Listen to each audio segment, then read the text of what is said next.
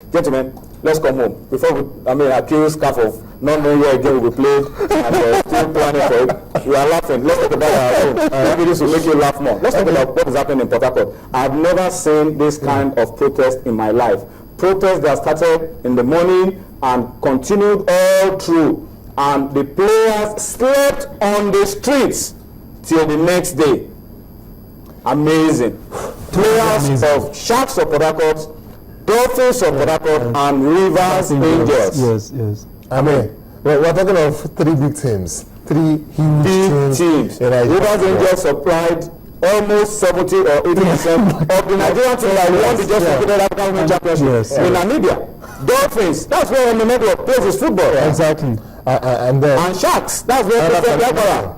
I mean, this is embarrassing that the players even have to sleep out there. I don't think that is what we should. I don't know. It is a backward step actually. That the players at this level, we call the league a professional football. You see, these guys are supposed to be training because there are games this weekend. These guys are supposed to be training. A huge game against Ayimba. Conditioning themselves. Now they even say they might even boycott the game itself. Everybody will play for World Cup. But they really want those days with the open a lot. But on a more serious note, let's not look at what is just happening to Sharks, Dolphins, and Rivers Angels. Let's look at the bigger picture. But players' welfare in Nigeria. How many years did we have China actually talking to us? China did confirm to us that he, that. Okay, hold on a little bit. Let's cross quickly to Port Harcourt because a friend and somebody who is a very objective journalist on the ground in Port Harcourt is on the line to us now. Fisayo Daiwo joins us on Sports Tonight. Fisayo, thank you for joining us on Sports Tonight. What is the true situation now? Because somebody whispered into my ear just now that the players, when they slept overnight, they went back to their homes, freshened up, and that they are planning to come back there tonight to sleep overnight yet again. I must say that currently they are very much at their camps, respective camps. Okay, let me start by saying thanks for having me on your show tonight. Yeah, thank you, sir. It's been a pathetic scenario for Nigerian football, especially Nigerian club football. But that's what we learn ourselves in some certain situations here in Nigeria. The perfect scenario is that the players slept overnight, like you rightly heard, except for Rivers Angels players who had to leave around 9 p.m. Of course, I was there at the government house up till the time Rivers Angels left. But their captain, Doki, had to waited behind so that they still have a representative. But their ladies, they could be vulnerable to some hazards. So, having said that, also this morning, then some things happened. The sports commissioner prevailed on the team's technical advisors, Benga Gubote and Stadi Eguman for Sharks and Dolphins respectively. They together addressed the players, made some promises as usual. That's what I must say is that the players are having nothing of it.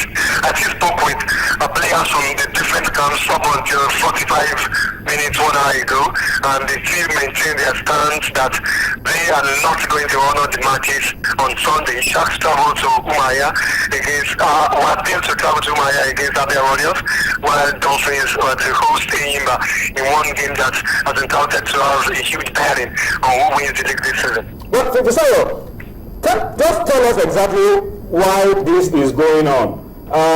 I've never seen protests of this nature before. Players deciding to sleep till the next day. It's painting a picture of something that looks irredeemable and that they are so desperate, they are afraid that things will not... I mean, these are the pictures we're seeing right now. They went there with mattresses, some of them went with food, and they just slept there. I mean, this is a picture taken at night just to confirm the fact that they slept there. Tell us, what led to all of this, Fisayo? What led to all of this? Yeah, I think the major thing that degenerated into this is one thing we've always talked about, the being of our society as a nation, false promises, empty promises, and when people keep to their part of certain agreements, they expect those that are bankrolling them to also do what is needful of them. They are actually protesting the non-payment of their asylum fees for last season, that was the 2012-2013 season, and of course, the enhanced salary. These due to situations like this, you would call that the league management company, the organizers of the MPFL, earlier this season, before the start of the season, called for an abolishment of the sign-on fees and just for players to get unannounced salaries instead. But the players say they have not received these announced salaries.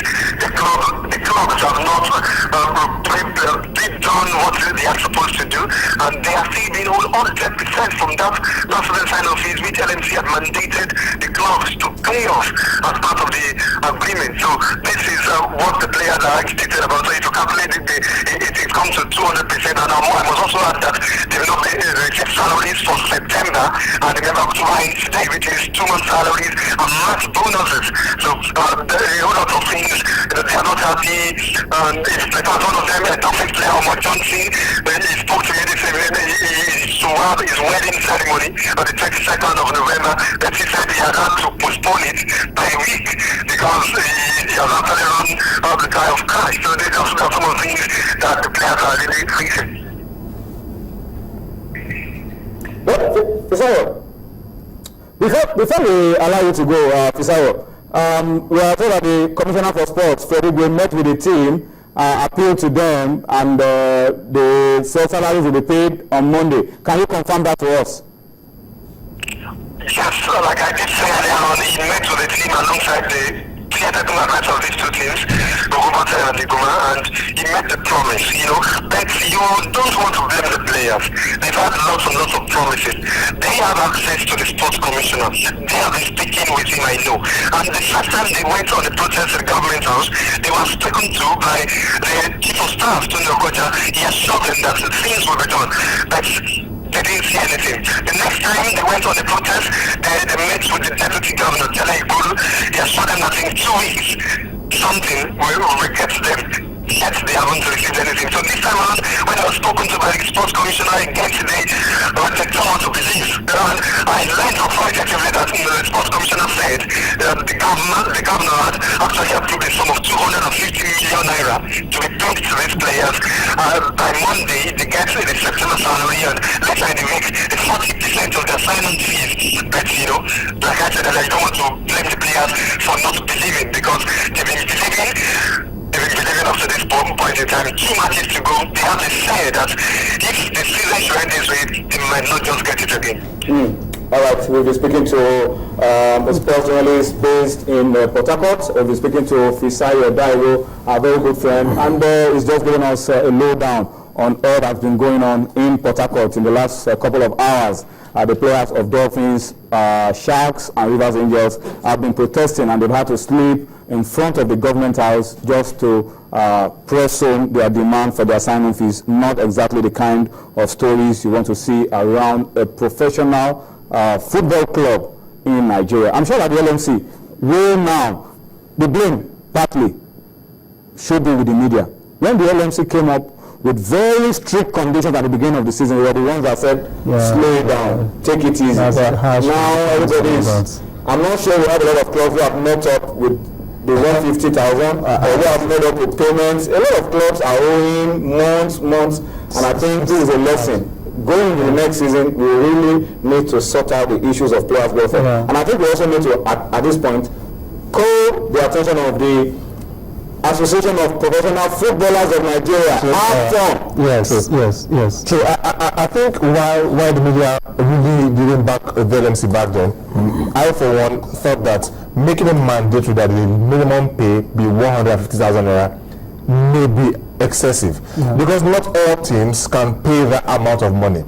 There are teams that can pay regularly. Yes. If it is meant that way, fine. I think teams will find it easier to comply with that. But if you make it compulsory, 150,000 naira per month, not all these teams can meet up. And if they say, okay, yes, we will do it just because they own all the players. So I think that is why we have issues like this. If they, okay, you can give them a maximum cap, but that minimum cap is too much. Yes, they want the welfare of the players, but then to set a minimum of 150,000 naira per month, come on, I think it's high. All right, let's hope that this issues are resolved in the interest of football, particularly for a top club like Dolphins, even Sharks. Rivers Angels. These are household names. We hope this is resolved, and that ugly things like this do not continue. But you know, Port Harcourt, Rivers State government have been very, very supportive of this thing. Maybe things have just become a little tighter in terms of the finances of the government, but I'm sure that things will improve as they go on, because I know Governor Rotimi Amici is a sports-loving governor. Sports-loving, and I'm sure something positive will come out of all of this.